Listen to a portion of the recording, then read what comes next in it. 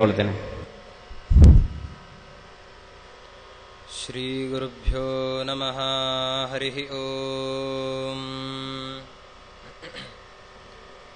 ಸುಮತಿಭಿರನುಮೇಯಂ ಶುಭ್ರಕಾಯಂ ಸಖಾಯಂ ಸುಖಮಯಮನಪಾಯಂ ಮುಕ್ತ್ಯುಪಾಯಂ ವಿಮಾಯಂ ನೃಹಯಮಹಮಮೇಯಂ ಧ್ಯೇಯಮಾಮ್ನಾಯ ಗೇಯಂ ಸದಯಮಸದಜೇಯಂ ಶ್ರೀಸಹಾಯಂ ಭಜೇಯಂ.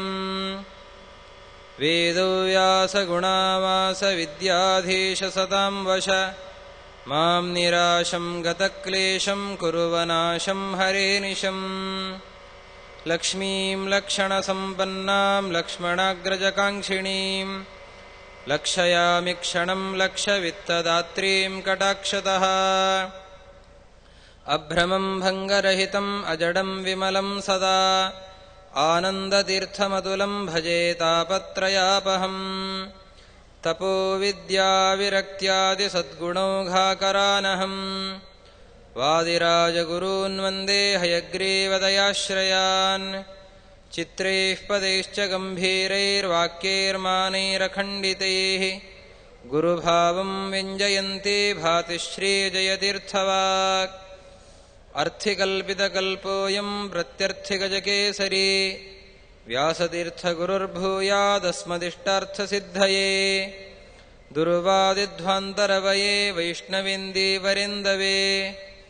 ಶ್ರೀರಾಘವೇಂದ್ರಗುರವೇ ನಮೋऽತ್ಯಂತದಯಾಲವೇ. ನೈವೇದ್ಯಗವಿಷಂ ರಾಮೇ ವೀಕ್ಷ್ಯ ತದ್ಭುಕ್ತಿಭಾಗ್ಗುರುಃ.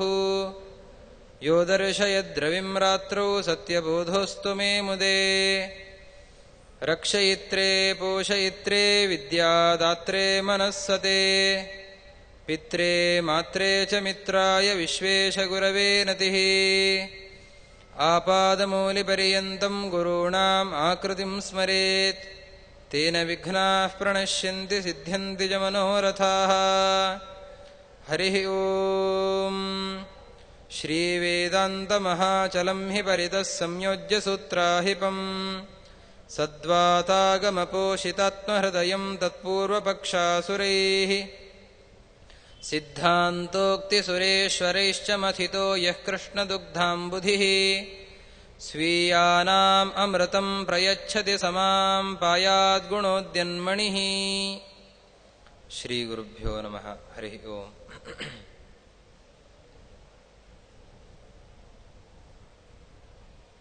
ಕೃಷ್ಣ ಮತ್ತೆ ರಾಮರು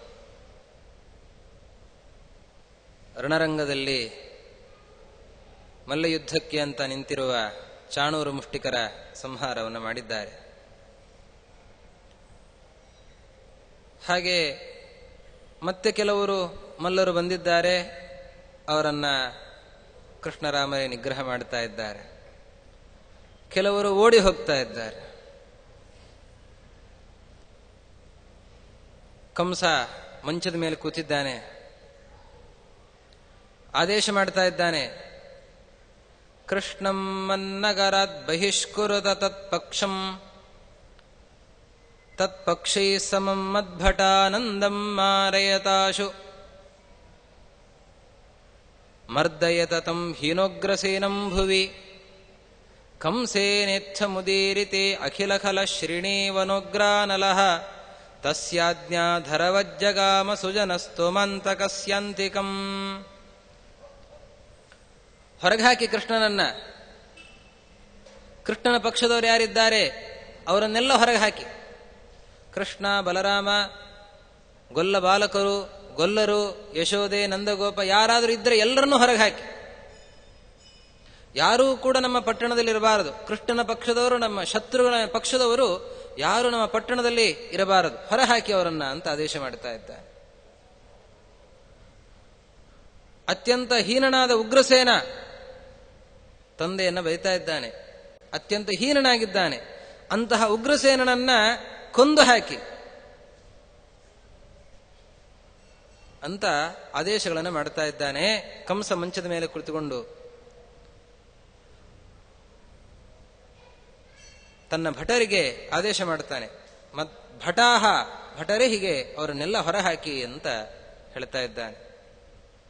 ಕೃಷ್ಣ ಅಂತಾನೆ, ಆಯ್ತಪ್ಪ ನೀನು ಹೇಳಿದ ಏನೇನೆಲ್ಲ ಕೆಲಸ ಇದೆ ಅದನ್ನೆಲ್ಲೋ ನಾನೇ ಮಾಡ್ತೇನೆ ಅಂತಾನೆ ಕೃಷ್ಣ. ಯಾಕೆ? ಸೋದರ ಮಾವ ಆದ್ರಿಂದ ಅವನು ಹೇಳಿದಂತಹ ಮಾತನ್ನು ಕೇಳಬೇಕು. ಅದಕ್ಕೆ ನೀನು ಹೇಳಿದ ಕೆಲಸ ನಾನೇ ಮಾಡ್ತೇನೆ ಅಂತಾನೆ ಕೃಷ್ಣ. ನನ್ನ ಪಟ್ಟಣದಿಂದ ಹೊರ ಹಾಕು ಅಂತ ಹೇಳಿದೆಯಲ್ಲ ಕೃಷ್ಣನನ್ನ, ನಿನ್ನ ಪಟ್ಟಣದಿಂದ ನಾನೇ ಹೊರಗೆ ಹೋಗ್ತೇನೆ ಅಂತಾನೆ. ನಿನ್ನ ಪಟ್ಟಣ ಅಂತಂದ್ರೆ ಶರೀರ, ನಿನ್ನ ಶರೀರದಿಂದ ನಾನೇ ಹೊರಗೆ ಹೋಗ್ತೇನೆ. ಇನ್ನ ಕೃಷ್ಣನ ಪಕ್ಷದವರು ಯಾರಿದ್ದಾರೆ ಅವರನ್ನೆಲ್ಲ ಹೊರ ಹಾಕಬೇಕು ಅಂತ ಹೇಳ್ತಾ ಇದ್ದಾನೆ. ಕೃಷ್ಣನ ಪಕ್ಷದವರು ಅಂತಂದ್ರೆ ಯಾರು?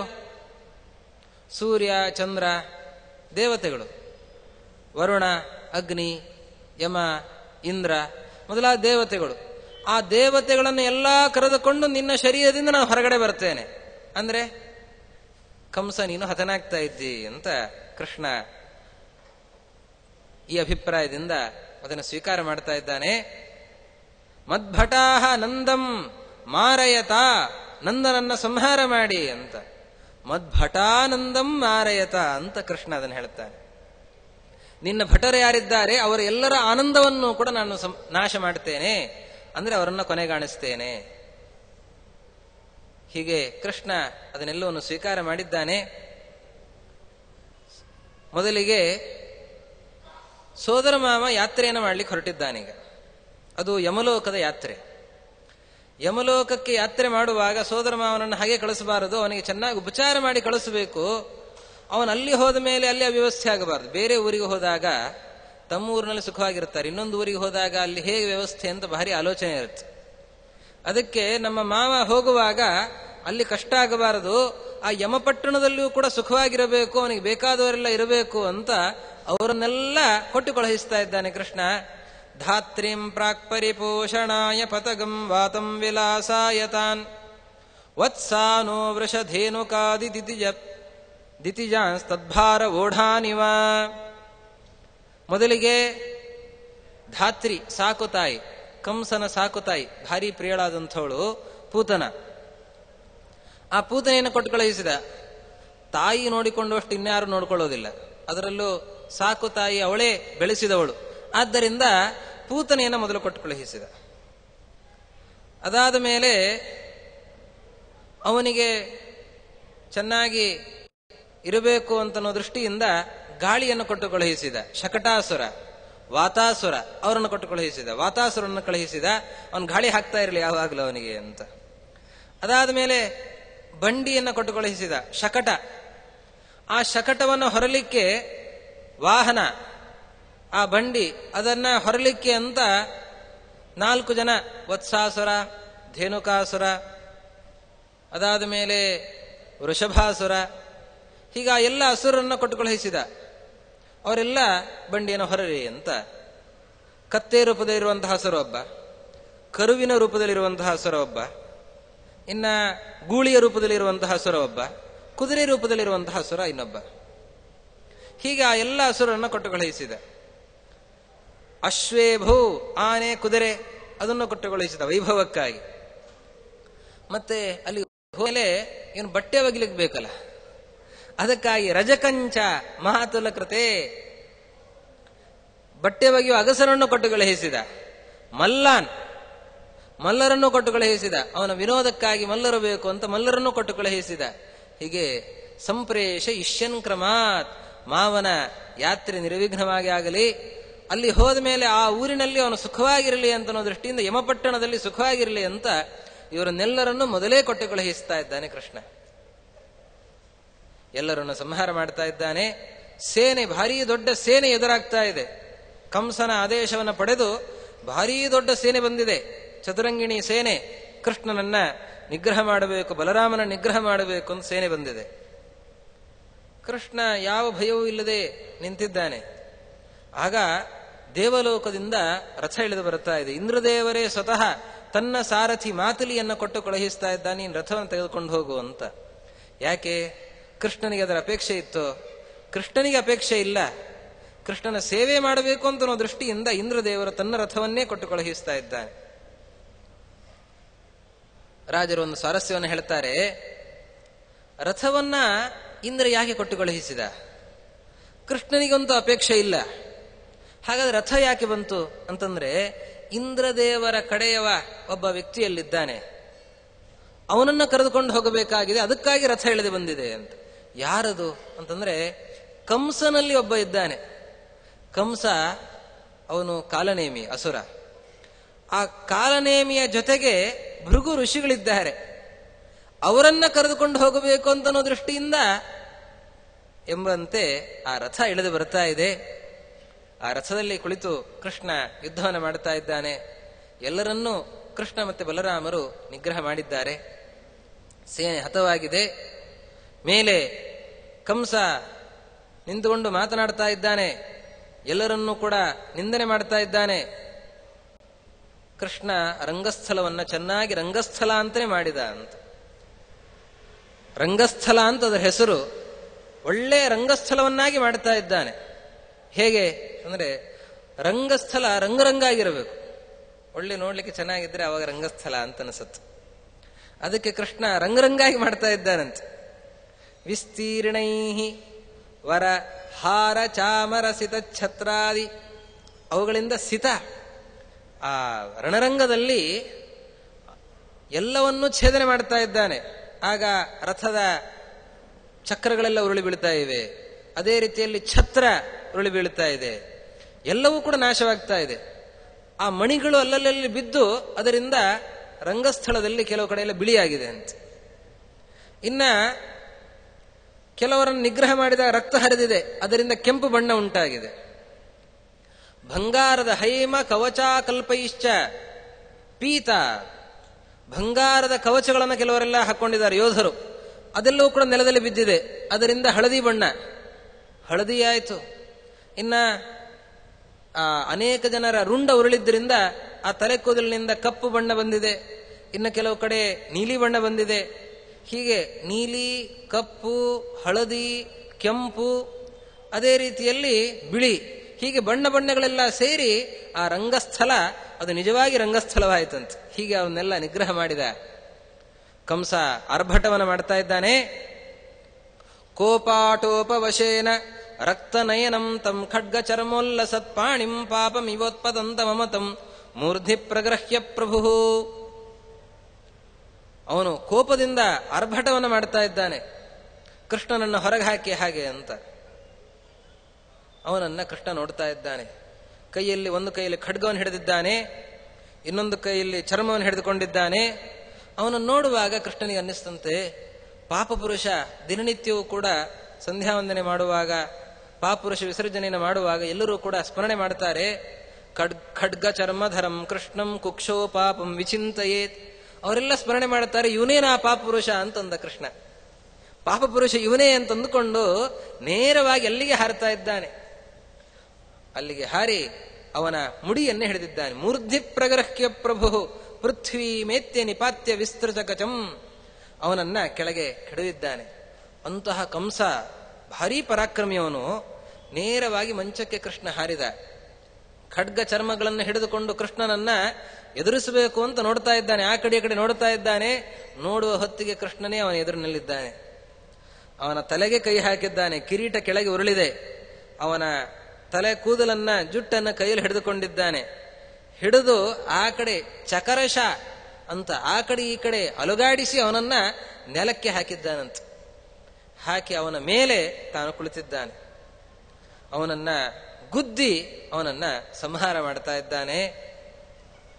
ಕಂಸೋಂತರ್ವ್ರತ ಗರ್ವ ಪರ್ವತವರಹ ಪೋತಸ್ಯ ಘಾತಾಹತೋ ವಕ್ತ್ರಂ ದರ್ಶಯಿತುಂ ಸುಲಜ್ಜಿತ ಇವ ಪ್ರಾಪೋಗ್ರಮಂಧಂತಮಃ ಅನ್ಯ ಶ್ರೀರಮಣಸ್ಯ ಧಾಮ ಸುಮಹಸ್ತೋಮಂ ಜಗಾಮದ್ವಿಷ. ಕೃಷ್ಣ ಕಂಸನನ್ನ ಸಂಹಾರ ಮಾಡಿದ. ಸಂಹಾರ ಮಾಡಿದ್ದಲ್ಲಂತ. ಕೃಷ್ಣ ಸಣ್ಣ ಬಾಲಕ, 12 ವರ್ಷದ ಬಾಲಕ. 12 ವರ್ಷದ ಬಾಲಕ ಕೃಷ್ಣ ಅವನನ್ನ ಹಿಡಿದು ನೆಲಕ್ಕೆ ಉರುಳಿಸಿ ಅವನ ಮೈ ಮೇಲೆ ಕುಳಿತುಕೊಂಡು ಗುದ್ದುತ್ತಿರುವಾಗ ಅವನಿಗೆ ಭಾರಿ ನಾಚಿಕೆ ಆಯ್ತಂತೆ. ನಾನು ರಾಜಾದಿರಾಜ, ಭೋಜ ಕುಲಕ್ಕೆ ಅಧಿಪತಿ, ಇಡೀ ಮಧುರಾಪಟ್ಟಣ ಎಲ್ಲದಕ್ಕೂ ನಾನು ಸ್ವಾಮಿಯಾಗಿದ್ದೇನೆ. ಇಂತಹ ನನ್ನನ್ನ ಈ ಸಣ್ಣ ವಯಸ್ಸಿನ ಹುಡುಗ ನನ್ನನ್ನು ಹೊಡಿತಾ ಇದ್ದಾನೆ ಅಂತಂದ್ರೆ ಅದು ನಾಚಿಕೆ ಆಗಿ ಹೋಯ್ತಂತೆ. ಯಾರಿಗೆ ನಾಚಿಯಾಗುತ್ತೆ ಅವ್ರ ಮುಖ ತೋರಿಸ್ಲಿಕ್ಕೆ ಇಚ್ಛೆ ಪಡೋದಿಲ್ಲ. ಅವ್ರೇನ್ ಮಾಡ್ತಾರೆ, ಎಲ್ಲೋ ಕತ್ಲಲ್ಲಿ ಹೋಗಿ ಒಯ್ತುಕೊಳ್ತಾರೆ, ಕತ್ಲಲ್ಲಿ ತಮ್ಮನ್ನು ತಾವು ಮುಚ್ಚಿಕೊಳ್ತಾರೆ. ಹಾಗೆ ಕಂಸನಿಗೆ ತನ್ನ ಮುಖವನ್ನು ತೋರಿಸಲಿಕ್ಕೆ ನಾಚಿಕೆಯಾಗಿ ಅವನು ಕತ್ತಲ್ಲಿ ಅವಿತುಕೊಳ್ತಾ ಇದ್ದಾನಂತೆ. ಅದಕ್ಕೆ ತಮಸ್ಸಿಗೆ ಹೋಗಿದ್ದಾನೆ ಅಂತ ಹೇಳ್ತಾ ಇದ್ದಾರೆ.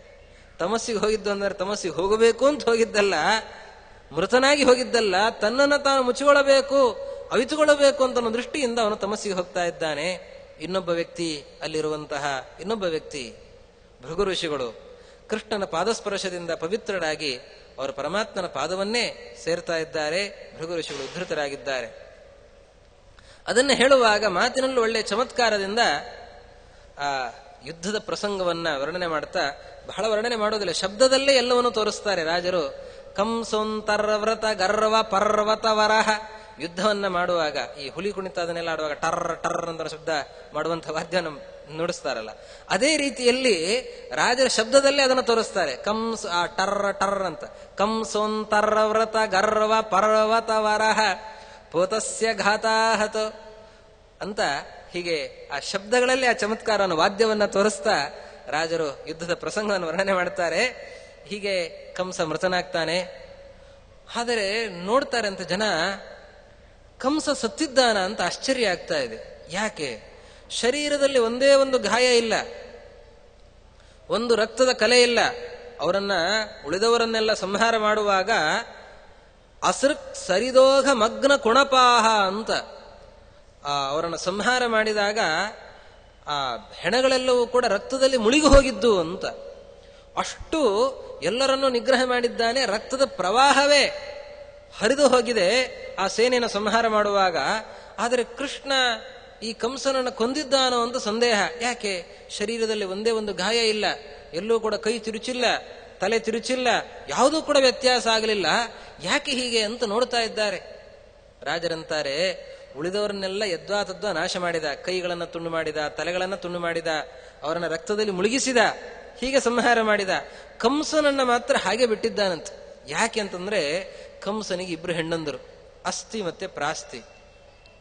ಸಂಚೂರ್ಣಿತಾಂಗಾನ್ ಕತಿಚಿತ್ ಸಹತ್ವಾ ಛಿನ್ನಂಘ ಸಂಧಿಂಶ್ಚ ತಥಾನ ಕಂಸಂ ಜಘಾನ ಕಾಯಂ ಪರಿರಭ್ಯ ದೌರ್ಭ್ಯಂ ಪತ್ನ್ಯಾರುದಂತ್ಯ ಇವದರ್ಶಯಿಷ್ಯನ್.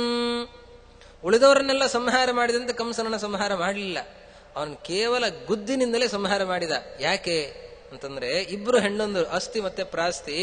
ಅವರು ಆ ಗಂಡನ ಶರೀರವನ್ನ ಆಲಿಂಗಿಸಿಕೊಂಡು ಚೆನ್ನಾಗಿ ಅಳ್ಳಿಕ್ಕೆ ಅವರಿಗೊಂದು ಆಶ್ರಯ ಬೇಕು ಅಂತ ಆ ಶರೀರವನ್ನು ಹಾಗೆ ಉಳಿಸಿದ್ದಾನಂತೆ ಕೃಷ್ಣ. ಎದೆ ಬಡ್ಕೊಂಡು ಅವನನ್ನ ಹಿಡಿದು ಅಳತಾ ಕೂಡ್ಲಿ ಅಂತನೋ ದೃಷ್ಟಿಯಿಂದ ಕಂಸನನ್ನ ಹಾಗೆ ನಿಗ್ರಹ ಮಾಡಿದ್ದಾನೆ. ಉಳಿದವರನ್ನು ಕೊಂದಂತೆ ಕೊಲ್ಲಿಲ್ಲ. ಹೀಗೆ ನಿಗೃಹೀತರಾಗಿದ್ದಾರೆ. ಎಲ್ಲರನ್ನು ಸಂಹಾರ ಮಾಡಿದ. ಮಧುರಾ ನಗರಿಯಲ್ಲಿರುವಂತಹ ಜನರಿಗೆಲ್ಲ ಸಂತೋಷವನ್ನು ಪಡಿಸಿದ್ದಾನೆ ಕೃಷ್ಣ. ಸಂಹಾರವನ್ನು ಮಾಡಿ ಯಮುನಾ ನದಿಗೆ ಹೋಗ್ತಾ ಇದ್ದಾನೆ. ಎಲ್ಲ ಕೃಷ್ಣನ ಶರೀರ ಎಲ್ಲ ರಕ್ತ ಸಿಕ್ತಾ ಆಗಿತ್ತು. ಅದಕ್ಕೆ ತಾನು ಶುದ್ಧೀಕರಿಸಲಿಕ್ಕೆ ಯಮುನಾ ನದಿಗೆ ಹೋಗ್ತಾ ಇದ್ದಾನೋ? ಇಲ್ಲ. ಯಮುನೆಗೆ ಯಾಕೆ ಹೋದ ಅಂತಂದ್ರೆ, ಇಷ್ಟು ದಿವಸ ಈ ಪಾಪಿಗಳೆಲ್ಲ ಯಮುನಾ ನದಿಯಲ್ಲಿ ಸ್ನಾನ ಮಾಡ್ತಾ ಇದ್ದಾರಲ್ಲ, ಅದಕ್ಕೆ ಯಮುನಾ ನದಿಯಲ್ಲಿ ಕೊಳೆ ಇತ್ತು. ಅದಕ್ಕೆ ಆ ಕೊಳೆಯನ್ನು ಪರಿಹಾರ ಮಾಡಬೇಕು ಅಂತ ಕೃಷ್ಣ ಯಮುನಾ ಕೂಲ ಮಗಮತ್ ವಿಮಲೀಕರ್ತು ಮಂಜಸ, ಯಮುನೆಯನ್ನ ವಿಮಲವನ್ನಾಗಿ ಮಾಡ್ಲಿಕ್ಕಾಗಿ ಕೃಷ್ಣ ಯಮುನೆಗೆ ಹೋಗಿದ್ದಾನೆ. ತನ್ನ ಗೊಲ್ಲ ಬಾಲಕರ ಜೊತೆಗೆ ಹೋಗಿ ಸ್ನಾನವನ್ನು ಮಾಡಿ ಬರ್ತಿದ್ದಾನೆ ಕೃಷ್ಣ. ತತಸ್ಸದಸ್ಯುಗ್ರಸೇನಂ ಆಹೋಯ ಮಧುರಾಪತಿ ಯದೂನಾಂ ಅಧಿಪಂ ಚಕ್ರೆ ಮುದಾ ಪ್ರಣತವತ್ಸಲಹ.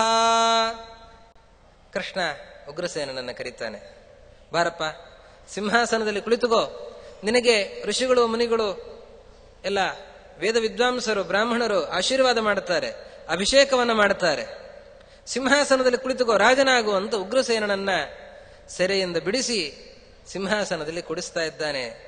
ಉಗ್ರಸೇನ ಅಂತಾನೆ, ಯಾಕೆ ಬೇಕು ಕೃಷ್ಣ ನನಗೆ ಈ ಸಿಂಹಾಸನ?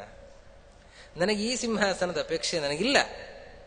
ರಾಜ್ಯಂ ಮೇ ತವ ಶಾಸ್ತ್ರಮೇವ ನಿಯಮಾಹ ಸೇನಾತಿದಿಕ್ಷಾಂಗನ ನಿತ್ಯಂ ಭಕ್ತಿ ವಿರಕ್ತಿ ದೈನ್ಯ ಶಮನ ಜ್ಞಾನಾಧಿಲಾಭೋಧನಂ ಮಚ್ಛ್ರೋತ್ರಾಂತಿಕ ಸಂಗತೆ ತವ ಯಶೋಧಾರೆ ಸ್ಫುರಚ್ಚಾಮರೆ ಛತ್ರಂ ಮೂರ್ಧ್ನಿ ಕೃತಂ ಭವಾದಪಹರಂ ಹಸ್ತಾರವಿಂದಂತವ. ನನಗೆ ರಾಜ್ಯದ ಅಪೇಕ್ಷೆ ಇದೆ ಹೌದು, ಆದರೆ ಈ ರಾಜ್ಯದ ಅಪೇಕ್ಷೆ ನನಗಿಲ್ಲ. ನನಗೆ ಯಾವ ರಾಜ್ಯ ಬೇಕು? ಶಾಸ್ತ್ರ ಸಾಮ್ರಾಜ್ಯ ನನಗೆ ಬೇಕು. ನಿನ್ನನ್ನು ಪ್ರತಿಪಾದನೆ ಮಾಡುವ ಶಾಸ್ತ್ರಗಳ ಸಾಮ್ರಾಜ್ಯ, ಅದರ ಅಪೇಕ್ಷೆ ನನಗಿದೆ. ಆ ಸಿಂಹಾಸನದಲ್ಲಿ ನಾನು ಕುಳಿತುಕೊಳ್ಳಬೇಕು, ಶಾಸ್ತ್ರ ಸಿಂಹಾಸನದಲ್ಲಿ ಕುಳಿತುಕೊಳ್ಳಬೇಕು. ಮತ್ತೆ ಆ ರಾಜ್ಯ ಅಂತಂದ ಮೇಲೆ ಸೇನೆ ಇರಬೇಕು, ಬೊಕ್ಕಸ ಇರಬೇಕು, ಅದೇ ರೀತಿಯಲ್ಲಿ ಛತ್ರ ಚಾಮರ ಇದೆಲ್ಲವೂ ಕೂಡ ಇರಬೇಕು. ಅದಿಲ್ಲ ಅಂದ್ರೆ ರಾಜ ಆಗೋದಾದ್ರೂ ಹೇಗೆ? ಶಾಸ್ತ್ರದ ಸಾಮ್ರಾಜ್ಯ ಅಂತಂದ್ರೆ ಅದಕ್ಕೆ ರಾಜನಾಗಬೇಕಾದವನಿಗೆ ಬೇಕಾದ ಇದೆಲ್ಲ ಸಲಕರಣೆಗಳು ಬೇಕಲ್ಲ. ಛತ್ರ ಚಾಮರ, ಧನ, ಸೇನೆ, ರಾಣಿ ಇದೆಲ್ಲವೂ ಕೂಡ ಬೇಕು. ಅದೆಲ್ಲವೂ ಇಲ್ಲದೇನೆ ರಾಜ ಆಗೋದು ಹೇಗೆ ಅಂತಂದ್ರೆ ಅದೆಲ್ಲವೂ ಇದೆ ಅಂತ ಹೇಳ್ತಾರೆ. ಯಾವುದು? ನಿಯಮಾಹ ಸೇನಾ, ನಿಯಮಗಳು. ಕೃಷ್ಣ ವೇದ ಆದೇಶ ಮಾಡುವ ನಿಯಮಗಳೇನಿವೆ, ಅವನ ಆದೇಶಗಳೇನಿವೆ, ಅದೇ ಸೇನೆ. ಸೇನೆ ಸೈನಿಕರು ಯಾವತ್ತೂ ನಿಯಮವಾಗಿರುತ್ತಾರೆ, ನಿಯತರಾಗಿರುತ್ತಾರೆ, ನಿಯಮನ ಪರಿಪಾಲನೆ ಮಾಡುತ್ತಾ ಇರುತ್ತಾರೆ. ಅಂದ್ರೆ ನಿಯಮವೇ ಸೇನೆ. ಇಲ್ಲಿ ಸೇನೆ ಯಾವುದು ಅಂತಂದ್ರೆ ನಿಯಮ, ನಿಯಮಗಳೇ ಸೇನೆ.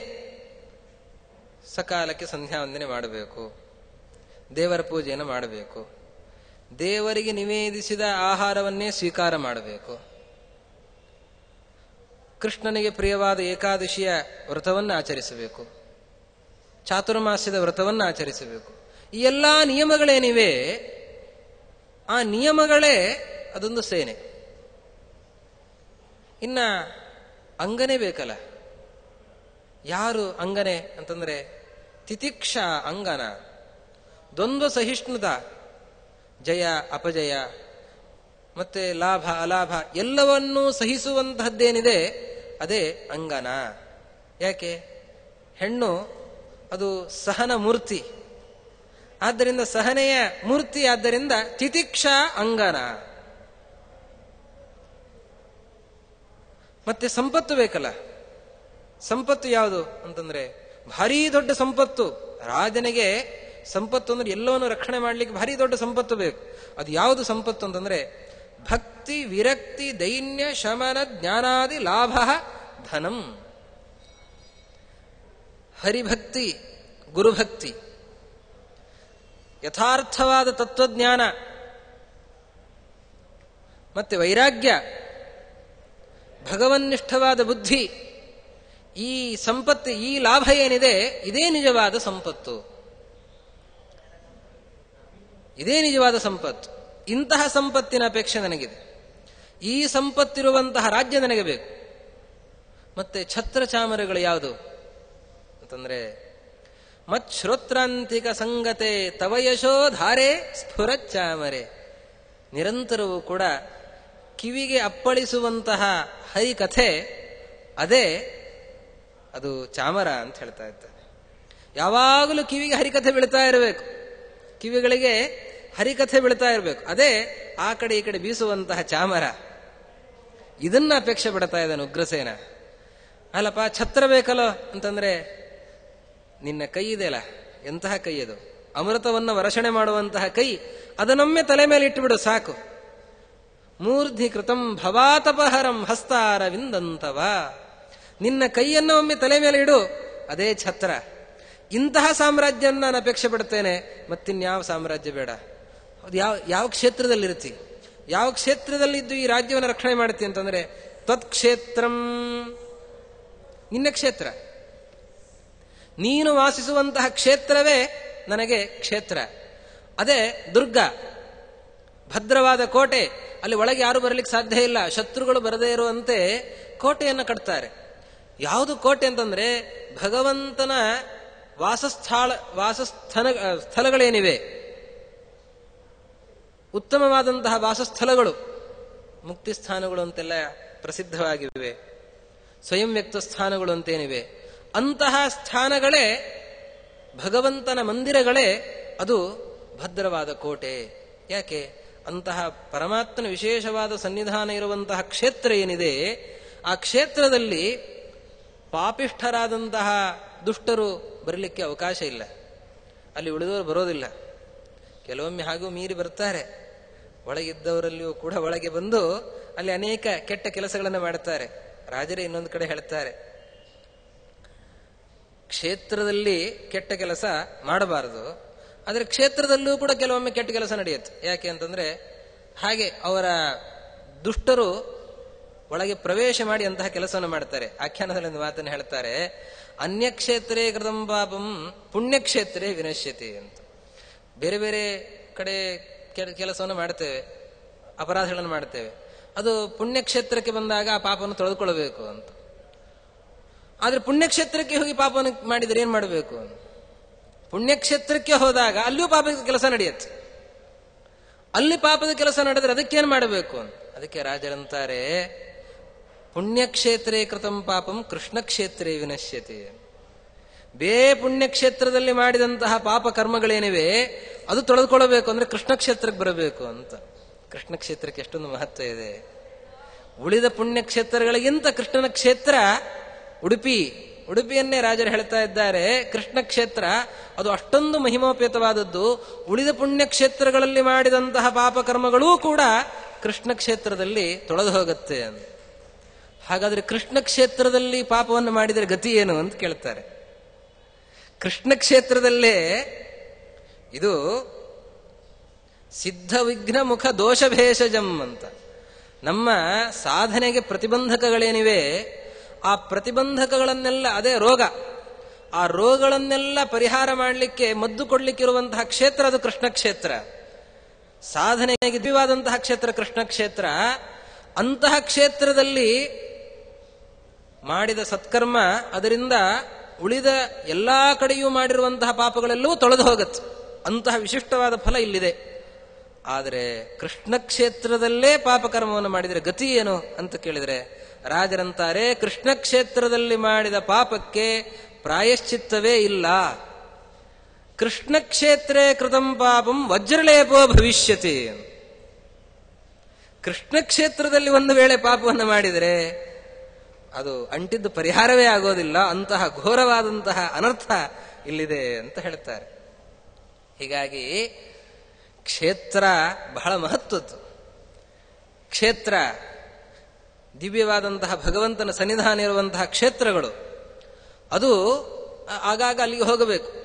ಯಾಕೆ ಅಂತಂದ್ರೆ ಅದು ನಮಗೆ ಕೋಟೆ ಇದ್ದ ಹಾಗೆ, ಪಾಪವನ್ನ ಮಾಡಲಿಕ್ಕೆ ತಡೆಯುವಂತಹ ಕೋಟೆ ಇದ್ದ ಹಾಗೆ.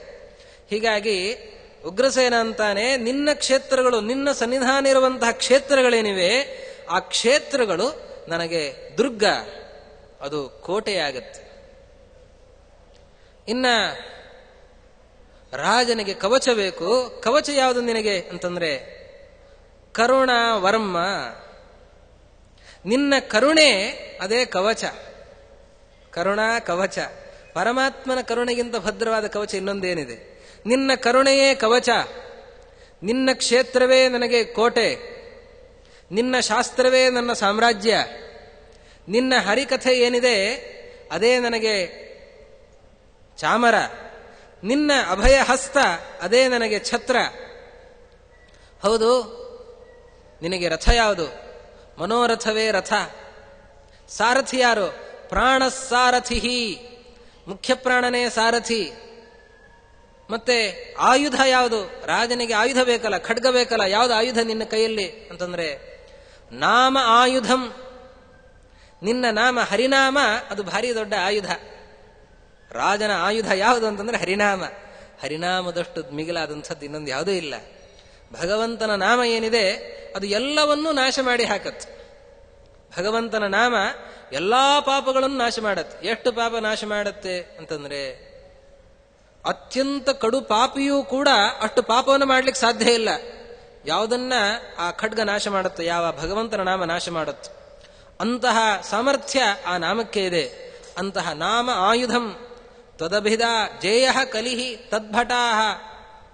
ಇನ್ನ ನೀನಿ ಹೌದಪ್ಪ, ನಿನ್ಗೆ ಶತ್ರು ಯಾರು? ಇದೆಲ್ಲ ಹೇಳ್ತಾ ಇದ್ದೀವಿ, ಶತ್ರು ಬೇಕಲ್ಲ. ರಾಜನಿಗೆ ಶತ್ರು ಅಂತ ಇರ್ತಾರೆ. ಶತ್ರು ನಿಗ್ರಹ ಮಾಡಬೇಕು, ಒಂದೂರಿನಿಂದ ಇನ್ನೊಂದು ಊರಿಗೆ ಹೋಗಬೇಕು. ಯಾವುದದು ಅಂತಂದ್ರೆ ಶತ್ರು ಇದ್ದಾನೆ, ಭಾರೀ ದೊಡ್ಡ ಶತ್ರು. ಯಾರು? ಕಲಿ. ಅವನು ಯಾವಾಗಲೂ ಒಳಗೆ ಪ್ರವೇಶ ಮಾಡ್ತಾನೆ ಇರ್ತಾನವನು.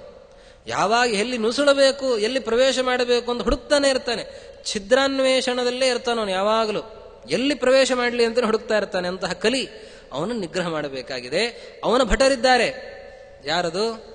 ಅವನು ಬಂದ ಅಂದ್ರೆ ಅವನ ಜೊತೆಗೆ ಎಲ್ಲ ಬಂದೇ ಬಿಡುತ್ತಾರೆ. ಕಾಮ, ಕ್ರೋಧ, ಲೋಭ, ಮೋಹ, ಮದ, ಮತ್ಸರ ಅವರೆಲ್ಲ ಬರ್ತಾರೆ. ಅಂತಹ ಆ ಭಟರಿಂದ ಕೂಡಿರುವಂತಹ ಕಲಿಯನ್ನು ನಿಗ್ರಹ ಮಾಡಬೇಕು. ನಮ್ಮಲ್ಲೆಲ್ಲ ಕಲಿ ಪ್ರವೇಶ ಮಾಡೋದೇ ಇಲ್ಲ. ಅವನು ಹೇಳ್ತಾನೆ ಕಲಿ ಪ್ರವೇಶ ಮಾಡ್ತಾನೆ, ಅದಕ್ಕೊಂದು ನಿಗ್ರಹ ಮಾಡಬೇಕು ಅಂತ. ನಮ್ಮಲ್ಲೆಲ್ಲ ಕಲಿ ಪ್ರವೇಶ ಮಾಡೋದೇ ಇಲ್ಲ. ಯಾಕಂದ್ರೆ ಒಳಗೆ ಕೂತಿರ್ತಾನೆ ಅವನು. ಹೊರಗಿದ್ರೆ ಪ್ರವೇಶ ಮಾಡಬೇಕು, ಒಳಗೆ ಕೂತಿರ್ತಾನೆ. ಅಷ್ಟು ಆಕ್ರಮಣಕಾರಿ ಅವನು. ಅಂತಹ ಕಲಿಯನ್ನು ನಿಗ್ರಹ ಮಾಡಬೇಕಾಗಿದೆ. ಅದಕ್ಕಾಗಿ ನಿನ್ನ ಆಯುಧವನ್ನು ಹಿಡಿದು ಪ್ರಾಣದೇವರನ್ನ ಮುಂದೆ ಮಾಡಿಕೊಂಡು ಈ ಮನೋರಥವನ್ನ ಅವಲಂಬಿಸಿ ನಾನು ಸಂಚಾರಕ್ಕೆ ಹೊರಡಬೇಕಾಗಿದೆ, ದಿಗ್ವಿಜಯಕ್ಕೆ ಹೋಗಬೇಕಾಗಿದೆ. ಇದರಿಂದ ಯಾವ ಪಟ್ಟಣವನ್ನು ಪಡೀತಿಪ್ಪ, ಯಾವುದರ ಜೀವನ ಸಂಪಾದನೆ ಮಾಡಿರಿ ಅಂತಂದ್ರೆ ಅದಕ್ಕೆ ಹೇಳ್ತಾ ಇದ್ದಾರೆ, ಲಭ್ಯ ವಿಮುಕ್ತಿ ಪುರಿ, ಮೋಕ್ಷ ಎಂಬುವ ಪಟ್ಟಣವನ್ನ ಸಂಪಾದನೆ ಮಾಡಬೇಕಾಗಿದೆ. ಅದಕ್ಕಾಗಿ ಈ ಸಾಮ್ರಾಜ್ಯ ನನಗಿರಲಿ, ಮತ್ತಿನ್ನ ಈ ಮಧುರಾನಗರಿಯ ಸಾಮ್ರಾಜ್ಯ ನನಗೆ ಬೇಕಾಗಿಲ್ಲ. ಈ ರಾಜಕೀಯ ಮತ್ತೊಂದು ಯಾವುದು ನನಗೆ ಬೇಡ, ನಾನು ಸುಖವಾಗಿ ಇದರಲ್ಲೇ ಇರ್ತೇನೆ ಅಂತಾನೆ. ಕೃಷ್ಣ ಆಗ್ರಹ ಮಾಡ್ತಾನೆ, ಇಲ್ಲ ನೀನು ರಾಜ ಆಗ್ಲೇಬೇಕು. ಕೊನೆ ಉಗ್ರಸೇನ ಕೇಳ್ತಾನೆ, ಅಲ್ಲ ನನಗಿಷ್ಟು ಆಗ್ರಹ ಮಾಡ್ತಾ ಇದ್ದಿ, ನೀನ್ ಯಾಕೆ ರಾಜ ಆಗಲ್ಲ? ಕಂಸನನ್ನ ಕೊಂದೋ ನೀನ್ ತಾನೆ, ಹಾಗಾದ್ರೆ ಅವನನ್ನು ಕೊಂದ ಮೇಲೆ ನೀನ್ ರಾಜನಾಗಬೇಕು, ನನಗೆ ಯಾಕೆ ಹೇಳ್ತಾ ಇದ್ದಿ ನೀನು? ಅದಕ್ಕೆ ಏನ್ ಹೇಳಬೇಕು? ಕೃಷ್ಣ ಸುಮ್ಮನೆ ಆದ್ನಂತ. ಅದಕ್ಕೆ ಉಗ್ರಸೇನ ಅಂತಾನೆ, ನನಗ್ ಗೊತ್ತು ನೀನ್ ಯಾಕೆ ರಾಜ ಆಗೋದಿಲ್ಲ. ನೀನು 14 ಲೋಕಗಳಿಗೂ ಅಧಿಪತಿ, ಕ್ಷುದ್ರವಾದಂತಹ ಅಲ್ಪವಾದ ಈ ಪಟ್ಟಣಕ್ಕೆ ಅಧಿಪತಿ ನೀನಾಗ್ಲಿಕ್ಕೆ ಇಚ್ಛೆ ಪಡೋದಿಲ್ಲ. ಅದಕ್ಕಾಗಿ ನಿನಗೆ ಈ ರಾಜ್ಯ ಬೇಕಾಗಿಲ್ಲ ಅಂತಂತಾಯ್ತು. ನೀನು ಎಲ್ಲವನ್ನೂ ಕೂಡ ಹೊಂದಿ ಪೂರ್ಣನಾಗಿದ್ದಿ, ನಿನಗೆ ರಾಜ್ಯ ಬೇಕಾಗಿಲ್ಲ. ನನಗೆ ನಿನ್ನ ಸೇವೆ ಭಾಗ್ಯ ಸಾಕು, ಅದರಿಂದಲೇ ನಾನು ಪೂರ್ಣನಾಗಿರ್ತೇನೆ, ಈ ರಾಜ್ಯ ನನಗೂ ಕೂಡ ಬೇಡ ಅಂತಂತಾನೆ. ಕೊನೆ ಕೃಷ್ಣ ಅಂತಾನೆ, ಇಲ್ಲ ಇದು ನನ್ನ ಆದೇಶ, ನೀನು ರಾಜನಾಗಲೇಬೇಕು, ನಾನು ನಿನ್ ಜೊತೆಗಿದ್ದೇನೆ, ನೀನ್ ರಾಜನಾಗು, ನಾನು ಹೇಳ್ತೇನೆ ಅಂತ ಕೃಷ್ಣ ಆದೇಶವನ್ನು ಮಾಡಿದ್ದಾನೆ. ಆಗ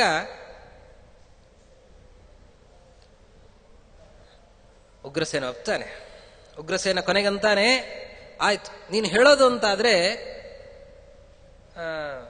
ನಾನು ರಾಜನಾಗ್ತೇನೆ, ಆದ್ರೆ ನನ್ನದು ಒಂದು ಅಪೇಕ್ಷೆ ಇದೆ, ಅದನ್ನು ಈಡೇರಿಸಬೇಕು. ಹಾಗಿದ್ರೆ ನಾನು ರಾಜನಾಗ್ತೇನೆ. ನಾನು ರಾಜನಾಗ್ಲಿಕ್ಕೂ ಒಂದು ಕಾರಣ ಇದೆ. ಏನದು? ಉಗ್ರಸೇನ ಬಹಳ ಚೆನ್ನಾದ ಮಾತನ್ನ ಹೇಳ್ತಾನೆ. ನಾನು ರಾಜ ಯಾಕೆ ಆಗ್ತೇನೆ ಗೊತ್ತಾ? ಜಗತ್ನಲ್ಲಿ ಕೆಲವರಿಗೆಲ್ಲ ಒಂದು ಭಾವನೆ ಇದೆ, ಯಾರು ದೇವರನ್ನು ನಂಬಿರುತ್ತಾರೆ ಅವರು ಪರಲೋಕದಲ್ಲಿ ಸುಖವಾಗಿರುತ್ತಾರೆ ಅಂತ. ಅಷ್ಟನ್ನೇ ಹೇಳೋದಿಲ್ಲ, ಪರಲೋಕದಲ್ಲಿ ಮಾತ್ರ ಸುಖವಾಗಿರುತ್ತಾರೆ ಅಂತ ಹೇಳ್ತಾರೆ. ದೇವರನ್ನು ನಂಬಿದವರು ಇಹಲೋಕದಲ್ಲಿ ಇಲ್ಲಿ ಬರೀ ಕಷ್ಟವನ್ನೇ ಅನುಭವಿಸ್ತಾ ಇರ್ತಾರೆ, ಅಲ್ಲಿ ಮಾತ್ರ ಸುಖವಾಗಿರುತ್ತಾರೆ ಅಂತ. ಅದನ್ನು ನಾನು ಹೋಗಲಾಡಿಸಬೇಕಾಗಿದೆ. ಯೇ ತ್ವಾಂ ಶಾಸ್ತ್ರ ವಿಚಾರ ವಿಸ್ತೃತ ಧಿಯಃ ಶ್ರೇಯಸ್ಕರಂ ಶ್ರೀಕರಂ ಸೇವಂತೆ ಪುಲಕಾಂಕಿತಾಂಗ ಮುದಿತ ಪ್ರೇಮಾಶ್ರುಧಾರಾಧರಾಃ ತೇಷಾಂ ನೈಹಿಕ ಸಂಪದಸ್ತಿ ವಿದುಷಾಂ ಇತ್ಯಜ್ಞ ಗೀತಾಂಕಥಾಂ ನಾಥೋನ್ಮೂಲಯಿತುಂ ಕರೋಮಿ ಗದಿತುಂ ನಸ್ಯಾನ್ಮದೋ ಮೇ ಯದಿ. ಯಾರು ಭಗವಂತನ ಬಗ್ಗೆ ಚಿಂತನೆ ಮಾಡ್ತಾ ಮಾಡ್ತಾ ಆನಂದವಾಗಿರುತ್ತಾರೆ, ಭಗವಂತನ ಮಹಿಮೆಯನ್ನು ಚಿಂತನೆ ಮಾಡಿ ಆನಂದ ಅನುಭವಿಸ್ತಾ, ಅದು ಆ ಸುಖ ಏನಿದೆ ಅದು ವಿಲಕ್ಷಣವಾದ ಸುಖ. ಆ ಪರಮಾತ್ಮನ ಚಿಂತನೆ ಮಾಡ್ತಾ ಆನಂದ ಬಾಷ್ಪ ಸುರಿಯುತ್ತೆ, ರೋಮಾಂಚನ ಆಗತ್ತೆ. ಹೀಗೆ ಮೈ ಮರೆತು ಆನಂದವಾಗಿರುತ್ತಾರೆ. ಅವರನ್ನು ನೋಡಿ ಜನ ಅಂತ ಇರ್ತಾರೆ, ಏನ್ ಹುಚ್ಚರು ಏನೋ ಎಂತೋ, ಏನ್ ಸಿಗುತ್ತೆ ಅಂತ ಹೀಗೆ ಕುಣಿತಾ ಇರ್ತಾರೆ ಅವರು. ಬೆಳಗ್ಗಿನಿಂದ ಸಾಯಂಕಾಲ ತನಕ ಹೀಗೆ ಕುಣಿತಾ ಇದ್ರೆ ಅವ್ರಿಗೆ ಏನು ಸಂಪಾದನೆ ಮಾಡ್ಲಿಕ್ಕೆ ಸಾಧ್ಯ? ಏನು ಸುಖವಾಗಿರುತ್ತಾರೆ? ಅಯ್ಯೋ ಪಾಪ ಅಂತ ಹೀಗೆ ಜನ ಆಡ್ಕೊಳ್ತಾ ಇರ್ತಾರೆ. ಏನೋ ಪರಲೋಕದಲ್ಲಿ ಏನೋ ಸುಖ ಇದೆ ಅಂತಂತಾರೆ ಅಂತ ಜನ ನೋಡಿ ಅವರನ್ನು ಅಪಹಾಸ ಮಾಡ್ತಾರೆ. ಅಜ್ಞಗೀತಾಂಕಥಾಂ, ಹೀಗೆ ಅಜ್ಞಾನಿಗಳು ಮೂರ್ಖರಾದವರು, ಹೀಗೆ ಯಾರು ಭಾವುಕರಾಗಿ ಭಗವಂತನನ್ನೇ ಕೊಂಡಾಡ್ತಾ ಕುಣಿದಾಡ್ತಾ ಆನಂದವಾಗಿರುತ್ತಾರೆ ಅವರನ್ನು ನೋಡಿ ಹೀಯಾಳಿಸ್ತಾ ಇರ್ತಾರೆ. ಅವರ ಅಭಿಪ್ರಾಯ ಏನಿದೆ, ಅವರ ಭಾವನೆ ಏನಿದೆ, ಅದನ್ನು ನಾನು ಹೋಗಲಾಡಿಸಬೇಕಾಗಿದೆ. ಅದಕ್ಕಾಗಿ ನಾನು ರಾಜ್ಯವನ್ನು ಸ್ವೀಕಾರ ಮಾಡ್ತೇನೆ. ಉಗ್ರಸೇನೆ ಹೇಳುವಂತಹ ಮಾತು. ಯಾಕೆ? ನನಗೇನಿದೆ ಇವತ್ತು? ನಾನು ಮುದುಕ, ನನ್ನ ದೇಹದಲ್ಲಿ ಅಂತಹ ಬಲ ಇಲ್ಲ. ಅಷ್ಟೇ ಅಲ್ಲದೇನೆ ಅಂತಹ ಸಾಮರ್ಥ್ಯ ನಂದಾಗಿದ್ರೆ ನನ್ನ ಮಗ ನನ್ನನ್ನು ಯಾಕೆ ಕಾರಾಗೃಹದಲ್ಲಿ ಇಡ್ತಾ ಇದ್ದ? ನನ್ನ ಮಗನೇ ನನ್ನನ್ನು ಕಟ್ಟಿ ಕಾರಾಗೃಹದಲ್ಲಿ ಹಾಕಿದ್ದ. ಹೋಗಲಿ, ಕಾರಾಗೃಹದಲ್ಲಿ ಆದರೂ ಇದ್ದು ನಾನು ಯುಕ್ತಿಯನ್ನು ಬಳಸಿ ಹೇಗೋ ಹೊರಬಂದು ಅವನನ್ನ ತುಳಿದು ಮತ್ತೆ ಸಿಂಹಾಸನದಲ್ಲಿ ಕುಳಿತನ? ಇಲ್ಲ. ಅಂತಹ ಯುಕ್ತಿಯ ಕೌಶಲವೂ ಕೂಡ ನನ್ನಲ್ಲಿಲ್ಲ. ದೈಹಿಕ ಬಲವೂ ಇಲ್ಲ, ಮಂತ್ರಾಲೋಚನೆಯೂ ಇಲ್ಲ, ಯಾವ ಬಲವೂ ನನ್ನಲ್ಲಿಲ್ಲ. ಆದರೆ ಇವತ್ತು ನಾನು ಈ ರಾಜ್ಯದಲ್ಲಿ ನಾನು ರಾಜನಾಗ್ತಾ ಇದ್ದೇನೆ. ಯಾಕೆ? ನನ್ನಲ್ಲಿರೋ ಕ್ವಾಲಿಫಿಕೇಶನ್ ಒಂದೇ, ನನ್ನಲ್ಲಿರುವಂತಹ ಗುಣ ಒಂದೇ. ಅದು ಏನದು ಅಂತಂದ್ರೆ ಹರಿಭಕ್ತಿ. ನಿನ್ನ ಭಕ್ತನಾಗಿದ್ದೇನೆ. ಭಗವಂತನ ಭಕ್ತನಾದವನು ಎಂದೂ ಹಾಳಾಗೋದಿಲ್ಲ.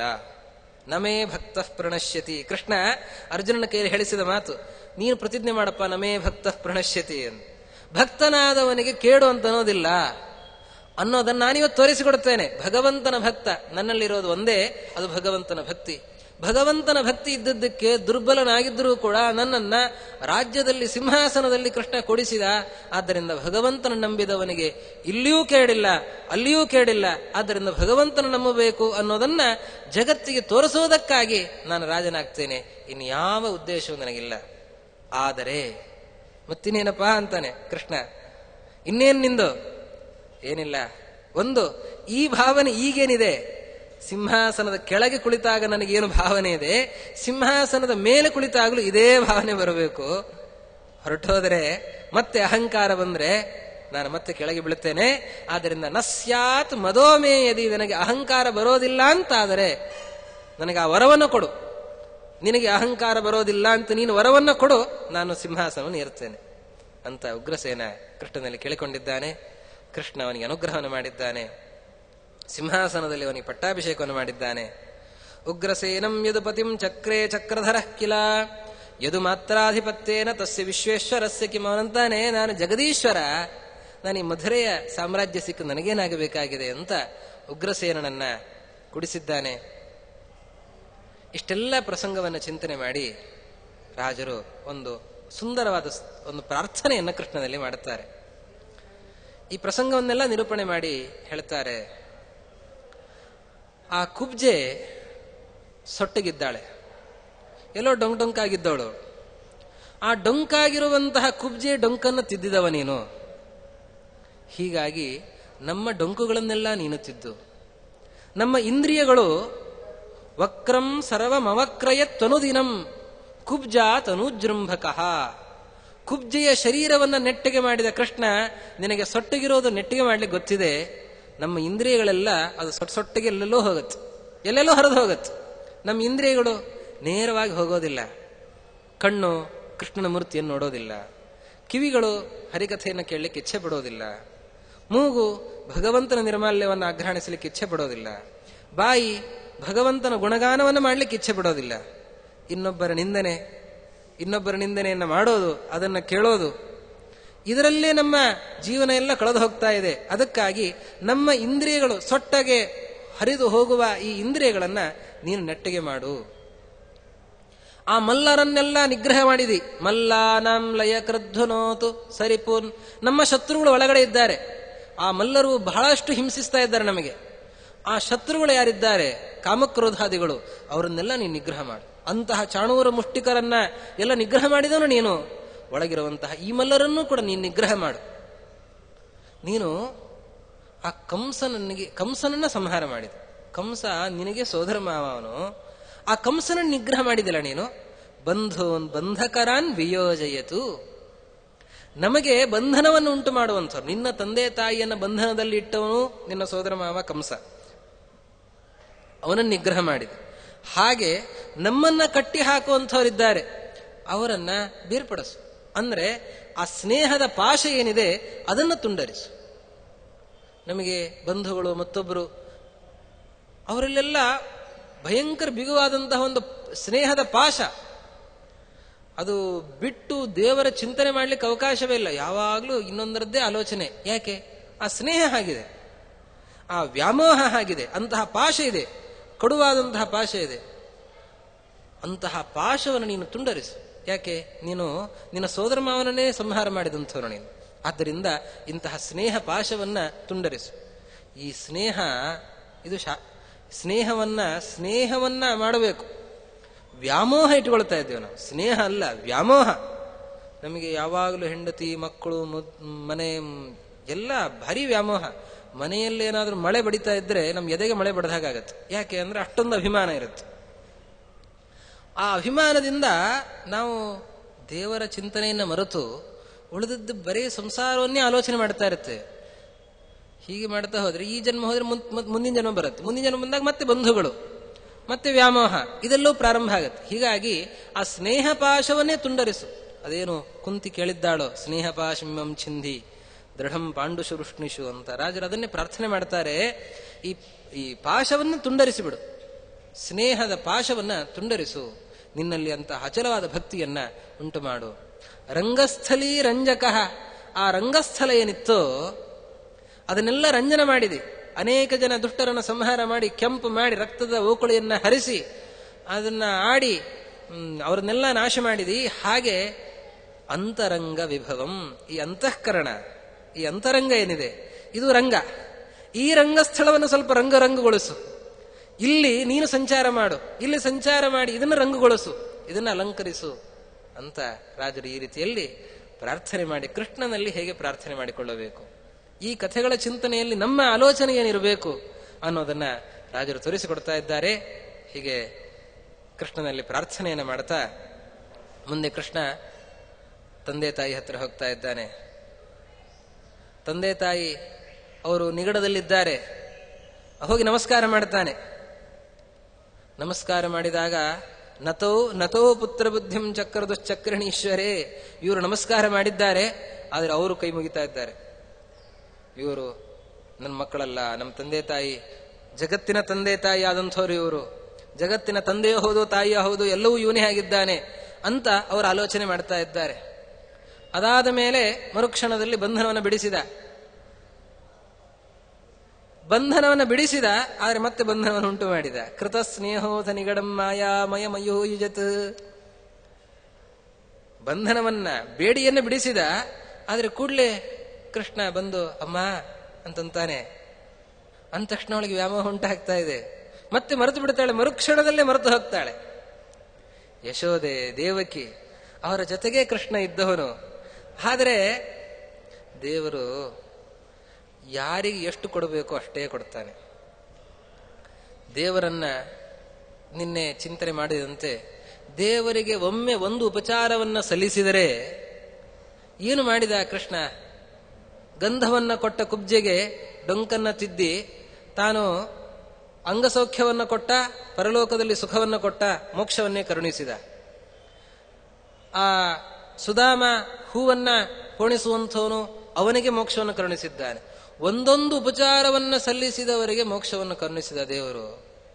ಯಶೋಧಾದೇವಿ ದೇವರಿಗೆ ಏನು ಮಾಡಲಿಲ್ಲ, ಕೃಷ್ಣನಿಗೇನು ಮಾಡಲಿಲ್ಲ, ಸರ್ವಸೇವೆಯನ್ನು ಮಾಡಿದ್ದಾಳೆ. ಬೆಳಗ್ಗಿನಿಂದ ಹಿಡಿದು ರಾತ್ರಿಯ ತನಕ ಮಹಾಸರ್ವಸೇವೆ, ಎಲ್ಲಾ ಸೇವೆಗಳನ್ನು ಮಾಡಿದ್ದಾಳೆ. ಎಬ್ಬಿಸೋದ್ರಿಂದ ಹಿಡಿದು ಅವನಿಗೆ ಸ್ನಾನಕ್ಕೆ ಹಾಕೋದು, ಅಭಿಷೇಕ, ಕೃಷ್ಣನಿಗೆ ವಸ್ತ್ರಾಲಂಕಾರ, ಗಂಧಾಲಂಕಾರ, ಕೃಷ್ಣನಿಗೆ ನೈವೇದ್ಯ ಭೋಜನವನ್ನ ಮಾಡಿಸ್ತಾ ಇದ್ದಾಳೆ, ತೂಗುತ್ತಾ ಇದ್ದಾಳೆ, ಮಲಗಿಸ್ತಾ ಇದ್ದಾಳೆ, ಎದೆ ಹಾಲು ಉಣಿಸಿದ್ದಾಳೆ. ಒಂದೇ ಎರಡು ಎಷ್ಟು ಸೇವೆಯನ್ನು ಮಾಡಿದ್ದಾಳೆ ಯಶೋದೆ.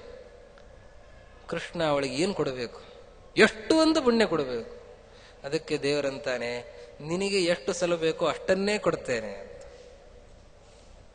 ಅದಕ್ಕೆ ಕೃಷ್ಣ ಏನು ಮಾಡ್ತಾನೆ, ಯಾವಾಗಲೂ ಯಶೋದೆಗೆ ಕೃಷ್ಣ ಅಂತಂದ್ರೆ ನಾರಾಯಣ ಅಂತನ್ನೋ ಚಿಂತನೆಯನ್ನು ಕೊಡ್ತಾ ಇರಲಿಲ್ಲಂತೆ. ಯಾಕೆ? ದೇವರು ಅಂತ ಚಿಂತನೆ ಮಾಡಿ ಆ ಸೇವೆಯನ್ನು ಮಾಡಿದರೆ ಒಂದೊಂದು ಸೇವೆಗೂ ಅನಂತವಾದ ಫಲ ಇದೆ. ಆದರೆ ದೇವರು ಅಂತ ಚಿಂತನೆ ಇಲ್ಲದೇನೆ ನನ್ನ ಮಗ ಅಂತ ಚಿಂತನೆ ಮಾಡಿ ಏನು ಮಾಡಿದರೂ ಕೂಡ ಅಷ್ಟು ಪುಣ್ಯ ಬರೋದಿಲ್ಲ. ಯದೇವ ವಿದ್ಯೆಯಾ ಕರೋತಿ ಶ್ರದ್ಧೆಯ ಉಪನಿಷದ ತದೇವ ವೀರ್ಯವತ್ತರಂ ಭವತಿ. ಕರ್ಮಕ್ಕೆ ಫಲ ನಮ್ಮ ಶಾಸ್ತ್ರದಲ್ಲಿ ಸ್ವಲ್ಪ, ಕರ್ಮದ ಜೊತೆಗೆ ಜ್ಞಾನ ಸೇರ್ಕೊಳ್ಬೇಕು. ಜ್ಞಾನದಿಂದ ಶ್ರದ್ಧೆಯಿಂದ ಭಗವಂತನ ಅನುಸಂಧಾನದಿಂದ ಕರ್ಮವನ್ನ ಮಾಡಿದರೆ ಆವಾಗ ಅಂತಹ ಕರ್ಮಕ್ಕೆ ವಿಶಿಷ್ಟವಾದಂತಹ ಫಲ ಇದೆ. ಅವಳು ಕರ್ಮವನ್ನು ಮಾಡ್ತಾ ಇದ್ದಾಳೆ, ಅದರ ಜೊತೆಗೆ ಅನುಸಂಧಾನ ಇರ್ತಾ ಇರಲಿಲ್ಲ. ಆದ್ದರಿಂದ ಅಲ್ಲಿಗೆ ಅದು ಕಡಿಮೆ ಆಗ್ತಾ ಇತ್ತು. ಹಾಗೆ ಅಂತ ಯಾವಾಗಲೂ ಅನುಸಂಧಾನ ಇಲ್ಲದೇನೆ ಕೆಲಸ ಮಾಡ್ತಾ ಇದ್ರೆ ಏನು ಫಲವೂ ಬರ್ತಾ ಇರಲಿಲ್ಲ. ಅದಕ್ಕಾಗಿ ಎಂದೋ ಒಮ್ಮೆ ಬಾಯಿ ತೆಗೆದು ಬ್ರಹ್ಮಾಂಡ ತೋರಿಸಿ ನಾನು ನಿನ್ನ ಮಗ ಅಲ್ಲ ಅಂತ ನಾನು ತೋರಿಸ್ತಾ ಇದ್ದೆ, ಮತ್ತೆ ಮುಚ್ಚಿ ಮತ್ತೆ ವ್ಯಾಮೋಹನುಂಟು ಮಾಡ್ತಾ ಇದ್ದೆ. ಇದು ಕೃಷ್ಣನ ಲೀಲೆ, ಇಂತಹ ವ್ಯಾಮೋಹನುಂಟು ಮಾಡ್ತಾ ಇದ್ದಾನೆ. ಹಾಗೆ ಒಮ್ಮೆ ನೆನಪನ್ನು ತಂದು ಕೊಡುತ್ತಾನೆ, ಮರುಕ್ಷಣದಲ್ಲಿ ಮಾಯ ಮಾಡುತ್ತಾನೆ. ಇದು ಕೃಷ್ಣನ ಲೀಲೆ. ಹೀಗೆ ಕೃಷ್ಣ ನಮಸ್ಕಾರ ಮಾಡಿದ, ನನ್ನ ಮಕ್ಕಳು ಅಲ್ಲ ಅಂತ ಅನ್ಕೊಂಡ್ರು. ಮತ್ತೆ ನಿಗಡ ಬಂಧನವನ್ನು ಬಿಡಿಸಿದ, ಮತ್ತೆ ಅಮ್ಮ ಅಂತ ಬಾಯಿ ತೆಗದ. ಅಪ್ಪ, ಇಷ್ಟು ದಿವಸ ನಿಮ್ಮ ಮಕ್ಕಳಾಗಿ ಯಾವ ಸೇವೆಯನ್ನು ಮಾಡಲಿಲ್ಲ, ಯಾವ ಶುಶ್ರೂಷೆಯನ್ನು ಮಾಡಲಿಲ್ಲ, ನಿಮಗೆ ಅನುಕೂಲವನ್ನೇ ಮಾಡಲಿಲ್ಲ, ನಮ್ಮ ಹೆಸರಿನಲ್ಲಿ ನೀವೆಷ್ಟು ಕಷ್ಟಪಡ್ತಾ ಇದ್ರಿ ಅಂತಂದಾಗ, ಇಲ್ಲಪ್ಪ ಇಲ್ಲಪ್ಪ ಅಂತಂತ ಇದ್ದಾರೆ. ಅವಾಗ ಮತ್ತೆ ಎಲ್ಲ ಮರೆತು ಹೋಗ್ತಾ ಇದ್ದಾರೆ. ಹೀಗೆ ಕೃಷ್ಣ ಮೋಹನುಂಟು ಮಾಡ್ತಾ ಇದ್ದಾನೆ. ಮಧುರಾ ನಗರಿಯಲ್ಲಿ ಕೃಷ್ಣ ವಾಸ ಮಾಡ್ತಾ ಇದ್ದಾನೆ. ಎಂತಹ ಮಧುರಾ ಪಟ್ಟಣ! ಮಧುರಾಕೇಶ ಮಹಸಾಧಿಕ. ಅದು ಸಮಭೂಜ್ಜಿತ. ಮಧುರಾ ಪಟ್ಟಣಕ್ಕೆ ಸಮಾನವಾದಂತಹ ಇನ್ನೊಂದು ಕ್ಷೇತ್ರವೇ ಇಲ್ಲ. ಮಥುರಾ ಅಂತ ಇವತ್ತು ಅಪಭ್ರಂಶ ಆಗಿದೆ. ಅದು ಮಧುರಾ ಪಟ್ಟಣ, ಬಹಳ ಮಧುರವಾಗಿದೆ. ಅಂತಹ ಮಧುರವಾದಂತಹ ಪಟ್ಟಣ, ಅಲ್ಲಿ ಕೃಷ್ಣ ವಾಸ ಮಾಡ್ತಾ ಇದ್ದಾನೆ. ಎಂತಹದ್ದು! ಎಲ್ಲಿ ನೋಡಿದಲ್ಲೂ ಕೂಡ ಕೃಷ್ಣನ ಪಾದ ಚಿಹ್ನೆ. ಅಲ್ಲಲ್ಲಿ ಕೃಷ್ಣ ಓಡಾಡ್ತಾ ಇದ್ದಾನೆ. ಕೃಷ್ಣ ಓಡಾಡಿದಾಗ ಎಲ್ಲಿ ಹೆಜ್ಜೆ ಇಡುತ್ತಾನೆ ಅಲ್ಲಿ ಧ್ವಜ, ವಜ್ರ, ಅಂಕುಶ ಅವುಗಳಿಂದ ಅಂಕಿತವಾದಂತಹ ಕೃಷ್ಣನ ಪಾದದ ಚಿಹ್ನೆಯಲ್ಲಿ ಮೂಡುತ್ತಾ ಇದೆ. ರಮ್ಯಸ್ಥಲಿ ಯತ್ಸ್ಥಲಿ ಯದ್ಗೇಹಾನಿ ಕೃತಸ್ಪೃಹಾಣಿ ರಮಯಾ ನಿತ್ಯಂ ಸ್ವಭರ್ತು ಸ್ಥಿತೇ ದದ್ಯಾತ್ಸ ಮಧುರಾಪುರಿ ಶುಭಕರಿ ಶ್ರೇಯಾಂಸಿ ಭೂಯಾಂಸಿನಃ. ರಾಜರಂತಾರೆ, ಮಧುರಾ ಪಟ್ಟಣ ಯಸ್ಮಿನ್ ಜಲಂ ಮಂಗಲಂ. ಆ ಎದರಲ್ಲಿ ಯಮುನಾ ನದಿ ಹರಿತಾ ಇದೆ, ಮಂಗಳವಾದಂತಹ ಯಮುನಾ ನದಿ, ಎಲ್ಲಿ ಕೃಷ್ಣ ಪ್ರತಿನಿತ್ಯ ಸ್ನಾನವನ್ನು ಮಾಡುತ್ತಾ ಇದ್ದಾನೆ. ಎಲ್ಲ ಆ ಸ್ಥಳದಲ್ಲಿ ಕೃಷ್ಣನ ಪಾದ ಚಿಹ್ನೆ ಮೂಡುತ್ತಾ ಇದೆ. ಮನೆಗಳಲ್ಲಿ ಕೃಷ್ಣನ ಸನ್ನಿಧಾನ, ಲಕ್ಷ್ಮಿಯ ಸನ್ನಿಧಾನ. ಕೃಷ್ಣ ಇದ್ದಾನೆ, ಕೃಷ್ಣ ಇದ್ದಲ್ಲಿ ಲಕ್ಷ್ಮೀದೇವಿ ಬರುತ್ತಾಳೆ. ಕೃಷ್ಣ ಇಲ್ಲದಲ್ಲಿ ಲಕ್ಷ್ಮೀದೇವಿ ಇರೋದಿಲ್ಲ ಅಂತಾಳೆ. ಲಕ್ಷ್ಮೀದೇವಿ ಇಲ್ಲಿ ಇರ್ಲಿಕ್ಕೆ ಇಚ್ಛೆ ಪಡ್ತಾಳಂತೆ. ಯಾಕೆ? ಕೃಷ್ಣ ಇಲ್ಲಿದ್ದಾನೆ ಅಂತ. ಪ್ರತಿಯೊಬ್ಬರ ಮನೆಯಲ್ಲೂ ಕೂಡ ಕೃಷ್ಣ ಅವರ ಭಕ್ತಿಯಿಂದ ಆರಾಧಿತನಾಗಿದ್ದಾನೆ. ಅಲ್ಲಲ್ಲಿ ಕೃಷ್ಣ ಬರ್ತಾ ಇದ್ದಾನೆ. ಹೀಗಾಗಿ ಲಕ್ಷ್ಮೀದೇವಿ ನಿತ್ಯವೂ ಕೂಡ ಪ್ರತಿಯೊಬ್ಬರ ಮನೆಯಲ್ಲಿ ಕನಕ ವೃಷ್ಟಿ ಅಂತೆ. ಅಂತಹ ಒಂದು ಶ್ರೀಮಂತಿಗೆ ಪ್ರತಿಯೊಬ್ಬರಲ್ಲಿಯೂ ಕೂಡ. ಯಾಕೆ? ಕೃಷ್ಣ ಇದ್ದಾನೆ. ಹೀಗಾಗಿ ಲಕ್ಷ್ಮೀದೇವಿ ವಿಶಿಷ್ಟವಾಗಿ ಸನ್ನಿಹಿತಳಾಗಿದ್ದಾಳೆ ಎಲ್ಲ ಕಡೆಯೂ ಕೂಡ. ಹೀಗಾಗಿ ಮೋಕ್ಷವನ್ನ ಕೊಡುವಂತಹ ಪಟ್ಟಣದ ಮಧುರಾ ಪಟ್ಟಣ. ಶ್ರೇಯಾಂಸಿ ಭೂಯಾಂಸಿನಃ, ವಿಶಿಷ್ಟವಾದ ಶ್ರೇಯಸ್ಸನ್ನ ಆ ಮಧುರಾ ಪಟ್ಟಣ ನಮಗೆ ಕರುಣಿಸಲಿ ಅಂತ ರಾಜರು ಆ ಮಧುರಾ ಪಟ್ಟಣಕ್ಕೆ ಒಂದು ನಮಸ್ಕಾರವನ್ನು ಮಾಡ್ತಾ ಇದ್ದಾರೆ. ಕೃಷ್ಣ ನೆಲೆಸಿರುವ ಮಧುರೆಗೆ ಒಂದು ನಮಸ್ಕಾರ. ಯಾಕೆ? ಎಲ್ಲವೂ ಕೂಡ ಮಂಗಲ. ಅಲ್ಲಿ ಮಂಗಲಮಯನಾದ ಕೃಷ್ಣ ಇದ್ದಾನೆ, ಮಂಗಲ ದೇವತೆಯಾದ ಲಕ್ಷ್ಮಿ ಇದ್ದಾಳೆ. ಹೀಗಾಗಿ ಮಧುರಾ ನಗರಿಗೆ ಒಂದು ನಮಸ್ಕಾರ ಅಂತ ಮಧುರಾ ಪಟ್ಟಣವನ್ನ ಸ್ತೋತ್ರ ಮಾಡ್ತಾರೆ. ಆಲೋಚನೆ ಮಾಡ್ತಾರೆ, ತಂದೆ ತಾಯಿ ಮಕ್ಕಳಿಗೆ ವಯಸ್ಸಾಗ್ತಾ ಇದೆ, ಉಪನಯನ ಮಾಡಬೇಕು. ಅದಕ್ಕೆ ಕೃಷ್ಣರಾಮರಿಗೆ ಉಪನಯನವನ್ನು ಮಾಡುವ ಸಂಕಲ್ಪವನ್ನು ಮಾಡಿದ್ದಾರೆ. ಉಪನಯನ ಮಾಡಬೇಕಾಗಿದೆ. ಎಲ್ಲರಿಗೂ ಭಾರಿ ಸಂತೋಷ ಕೃಷ್ಣನಿಗೆ ಉಪನಯನ ಅಂತ. ಕುಬ್ಜೆಗೆ ಮಾತ್ರ ಸ್ವಲ್ಪ ದುಃಖ ಆಯ್ತಂತೆ. ಕೃಷ್ಣ ಅಂದ, ನನ್ನ ಮನೆಗೆ ಬರ್ತೇನೆ ಅಂತ. ಈಗ ನೋಡಿದ್ರೆ ಉಪನಯನ ಮಾಡ್ಲಿಕ್ಕೆ ಹೋಗ್ತಾ ಇದ್ದ, ಉಪನಯನ ಮಾಡ್ಕೊಳ್ಳಿಕ್ಕೆ ಹೋಗ್ತಾ ಇದ್ದಾನೆ. ಬ್ರಹ್ಮಚಾರಿಯಾಗಿ ಬೇರೆ ಇರ್ತಾನೆ. ಬ್ರಹ್ಮಚಾರಿ ಆದ ನಮ್ಮ ಮನೆಗೆ ಹೇಗೆ ಬರ್ತಾನೆ ಅಂತ ಕುಬ್ಜೆಗೆ ಮಾತ್ರ, ತ್ರಿವಕ್ರಿಗೆ ಮಾತ್ರ ದುಃಖ ಆಗ್ತಾ ಇದೆ. ಇನ್ನು ಉಳಿದವರಿಗೆಲ್ಲ ಭಾರಿ ಸಂತೋಷ. ದೇವತೆಗಳೆಲ್ಲ ಬರ್ತಾ ಇದ್ದಾರಂತೆ, ಋಷಿಗಳು ಮುನಿಗಳು ಎಲ್ಲ ಬಂದಿದ್ದಾರೆ. ವೈಭವದಲ್ಲಿ ಉಪನಯನ ಆಗ್ತಾ ಇದೆ. ವಾದ್ಯಾನಿನೇದು ಮನೆಯಶ್ಚ ಮಂತ್ರಾನ್ ಉಚ್ಚಾರಯಂತ ಸಹಬಂದ್ಯವೃಂದೈಹಿ. ಎಲ್ಲರೂ ಕೂಡ ಭಾರಿ ಸಂತೋಷ ಸಂಭ್ರಮಗಳಲ್ಲಿ ಅದರಲ್ಲಿ ಭಾಗವಹಿಸ್ತಾ ಇದ್ದಾರೆ. ದೇವತೆಗಳ ವಾದ್ಯಗಳು ಒಳಗಿವೆ. ಋಷಿಗಳು ಮುನಿಗಳು ಬಂದಿದ್ದಾರೆ, ಮಂತ್ರೋಚ್ಚಾರಣೆಯನ್ನು ಮಾಡ್ತಾ ಇದ್ದಾರೆ.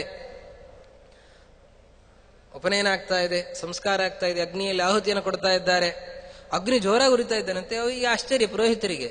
ನಾವು ಹಾಕಿದ ಸ್ವಲ್ಪ ಆಹುತಿಯನ್ನ ಅಗ್ನಿ ಭಾರಿ ಜೋರಾಗಿ ಉರಿತಾ ಇದ್ದಾನೆ, ಯಾಕೆ ಅಂತ.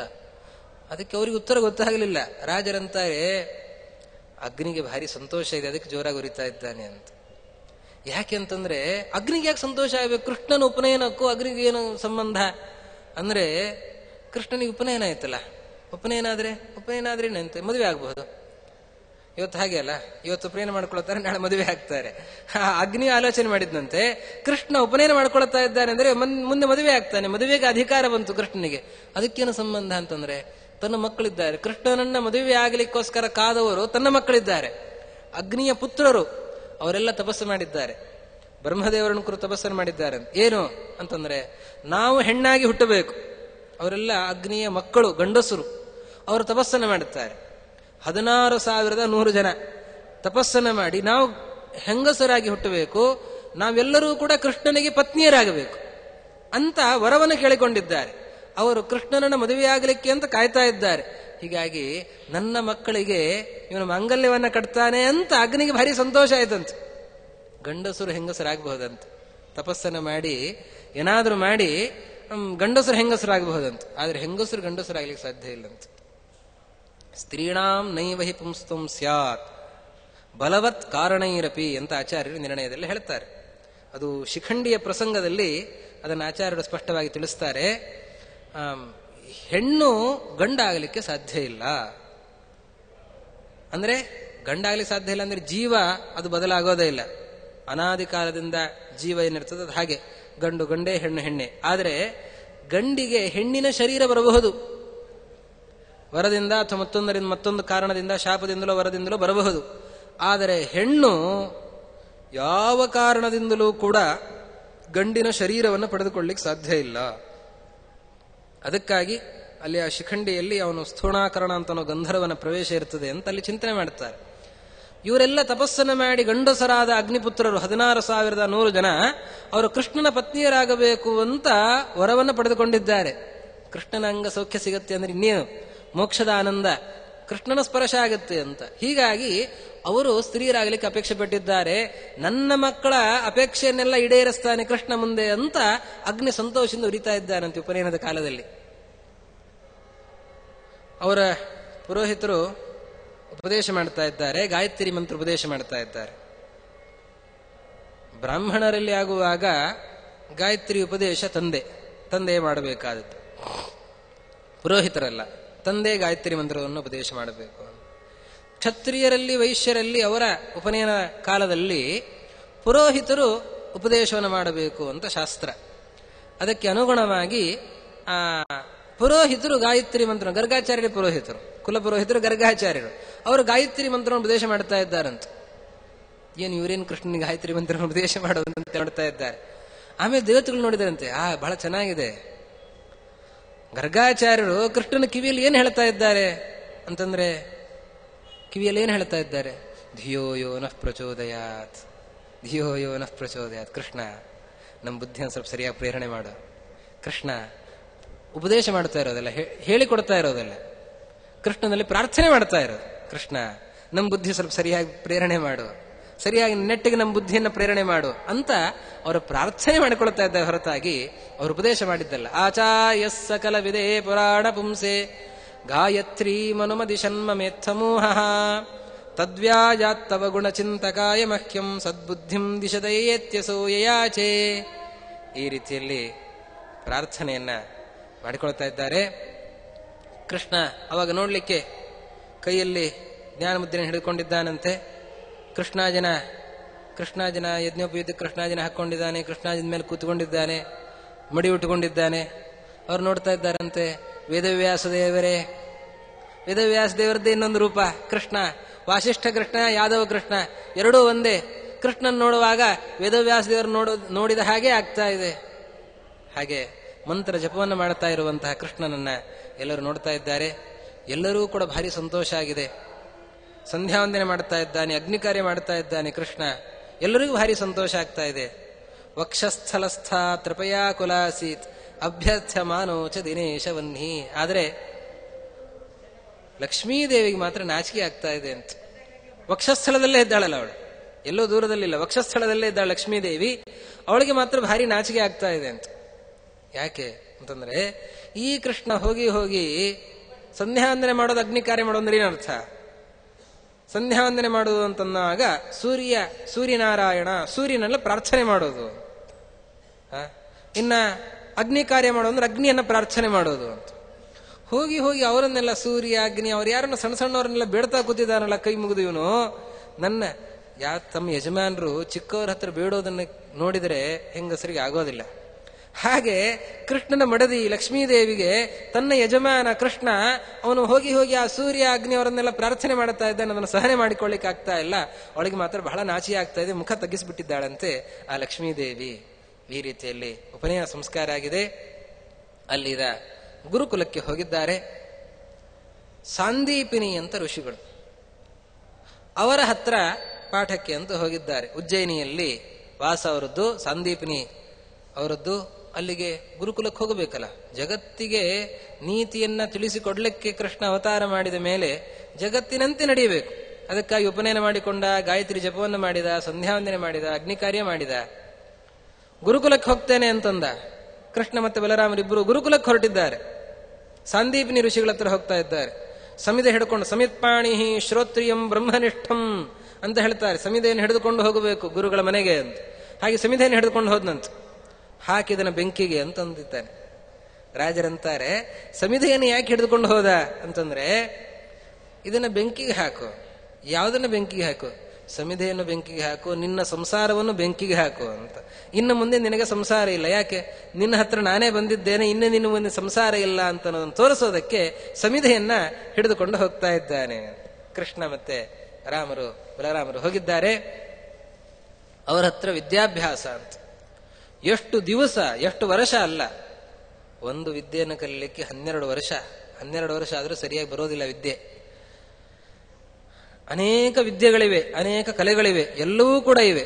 ಕೃಷ್ಣ ಮತ್ತೆ ಬಲರಾಮರು ಸಾಂದೀಪಿನಿ ಗುರುಗಳ ಹತ್ರ ಹೋಗಿದ್ದಾರೆ ಅಂತ ಸುದ್ದಿ ಬಂತಂತ. ಸುದ್ದಿ ಬಂದು ಈಗ ನೋಡುವಾಗ ಕೃಷ್ಣರಾಮರಲ್ಲೇ ಮತ್ತೆ ಮಧುರಾಪಟ್ಟಣಕ್ಕೆ ವಾಪಸ್ ಬಂದ್ಬಿಟ್ಟಿದ್ದಾರೆ. ಅಲ್ಲ, ನೀವು ಗುರುಕುಲಕ್ಕೆ ಹೋಗಿದ್ದಲ್ಲ. ಹೋಗಿದ್ವಿ. ಆಯ್ತಾ ಗುರುಕುಲ, ಯಾಕೆ ಬಂದಿದ್ದೀರಿ? ರಜೆ ಹಾಕೊಂಡ್ ಬಂದಿದ್ದೀರಾ? ರಜೆ ಇಲ್ಲ, ನಮ್ಗೆ ಶಾಶ್ವತವಾಗಿ ರಜೆ ಕೊಟ್ಬಿಟ್ಟಿದ್ದಾರೆ ಗುರುಗಳು, ಮುಗೀತು ವಿದ್ಯಾಭ್ಯಾಸ ಅಂತಂತಿದ್ದಾರೆ. ಹೋಗಿ 64 ದಿವಸಕ್ಕೆ ವಾಪಸ್ ಅಂತ. 64 ದಿವಸ ಇದ್ದಾರಂತೆ ಗುರುಕುಲದಲ್ಲಿ. 64 ದಿನಕ್ಕೆ ಕೃಷ್ಣರಾಮರು ವಾಪಸ್ ಬರ್ತಾ ಇದ್ದಾರೆ. ಯಾಕೆ ಅಂತಂದ್ರೆ ವಿದ್ಯಾಭ್ಯಾಸ ಮುಗೀತು ಅಂತ. ಏನು ಮುಗೀತು ಅಷ್ಟರಲ್ಲಿ ಅಂದ್ರೆ ಎಲ್ಲಾ ಮುಗೀತು. 64 ಕಲೆಗಳಿವೆ, ವಿದ್ಯೆಗಳಿವೆ, ವಿದ್ಯೆಗಳು 64. ಆ 64 ವಿದ್ಯೆಗಳನ್ನೂ ಕೂಡ 64 ದಿನಗಳಲ್ಲಿ ಇವರು ಪಡೆದುಕೊಂಡಿದ್ದಾರೆ. ಅದು ಹೇಗೆ ಸಾಧ್ಯ? ಎಷ್ಟು ವರ್ಷ ಆದರೂ ಬರೋದಿಲ್ಲ ವಿದ್ಯೆಗಳು, 64 ದಿನದಲ್ಲಿ ಹೇಗೆ ಸಾಧ್ಯ? ಅಲ್ರಿ, ಅವರು ಸರ್ವಜ್ಞರಾಗಿದ್ದಾರೆ. ಒಬ್ಬ ನೋಡಿದರೆ ಸಾಕ್ಷಾತ್ ನಾರಾಯಣ, ಇನ್ನೊಬ್ಬ ನಾರಾಯಣನ ಅಂಶ ಇರುವಂತಹ ವ್ಯಕ್ತಿ ಶೇಷ. ಹಾಗಿರಬೇಕಾದ್ರೆ ಅವರಿಗೆ ಎಲ್ಲವೂ ಕೂಡ ಗೊತ್ತಿದೆ. ಹೌದಾ? ಹಾಗಾದ್ರೆ ಗೊತ್ತಿದ್ರೆ ಮತ್ತೆ 64 ದಿವಸ ಯಾಕೆ ಬೇಕಿತ್ತು? ಹೋಗಿ ನಮಸ್ಕಾರ ಮಾಡಿ ಬಂದ್ಬಿಡ್ಬೇಕಿತ್ತು. ಮತ್ತೆ 64 ದಿವಸ ಆದ್ರೆ ಯಾಕೆ ಬೇಕಿತ್ತು ಅಂತಂದ್ರೆ, ಅದಕ್ಕೆ ರಾಜರು ಬಹಳ ಚಮತ್ಕಾರವಾಗಿ ಹೇಳ್ತಾರೆ, 64 ದಿವಸ ಬೇಕಾಯ್ತು. ಯಾರಿಗೆ? ಕೃಷ್ಣರಾಮರಿಗಲ್ಲ, ಅವ್ರ ಗುರುಗಳಿಗೆ ಬೇಕಾಯ್ತಂತ. ಯಾಕೆ? ಎಲ್ಲ ಮಂತ್ರೋಚ್ಚಾರಣೆ ಮಾಡಬೇಕು ನೋಡಿ. 64 ವಿದ್ಯೆಗಳನ್ನು ಹೇಳಬೇಕಲ್ಲ ಒಮ್ಮೆ. ಅಥೋ ಚತುಷ್ಷಷ್ಟಿ ದಿನೈಸ್ಸ ತಾವತ್ ಕಲಾ ಪ್ರಜಗ್ರಾಹ ಬಲಶ್ಚ ಧೀಮಾನ್ ತಥೋ ಗುರೋಸ್ತಥೋಪ್ಯಲ್ಪ ದಿನೈರ್ಯದಾಸ ಸಕೃತ್ ಸಮುಚ್ಚಾರಣಮಪ್ಯಶಕ್ಯಂ. ಆ ಅವಧಿ ಯಾಕೆ ಅಂತಂದ್ರೆ, ಆ ಗುರುಗಳಿಗೆ ಅಷ್ಟು ಅಲ್ಪ ಅವಧಿಯಲ್ಲಿ, ಅದಕ್ಕಿಂತ ಕಡಿಮೆ ಅವಧಿಯಲ್ಲಿ ಒಮ್ಮೆಯೂ ಕೂಡ ಉಚ್ಚಾರಣೆ ಮಾಡಲಿಕ್ಕೆ ಸಾಧ್ಯ ಇಲ್ಲ. ಆದ್ದರಿಂದ ಅದಕ್ಕಾಗಿ 64 ದಿವಸ ಅಷ್ಟೇ ಹೊರತಾಗಿ ಕೃಷ್ಣರಾಮರಿಗೆ 64 ದಿನದ ಅಪೇಕ್ಷೆ ಇರಲಿಲ್ಲ. ಹೀಗೆ ಗುರುಕುಲದಲ್ಲಿ ವಿದ್ಯಾಭ್ಯಾಸವನ್ನ ಮಾಡಿದ್ದನ್ನ ಜಗತ್ತಿಗೆ ತೋರಿಸಿಕೊಟ್ಟು ಅವರು ಬರ್ತಾರೆ. ಗುರುದಕ್ಷಿಣೆಯನ್ನು ಕೊಡ್ತಾರೆ. ಗುರುದಕ್ಷಿಣೆಯನ್ನು ಏನು ಕೊಡ್ತಾರೆ ಇತ್ಯಾದಿ ಕಥಾಭಾಗವನ್ನ ನಾಳೆ ಚಿಂತನೆ ಮಾಡೋಣ ಅಂತ ಹೇಳ್ತಾ ಇವತ್ತಿನ ಕಥಾಭಾಗವನ್ನ ಶ್ರೀ ಗುರು ಮಧ್ವೇಶ ಅರ್ಪಣಮಸ್ತು.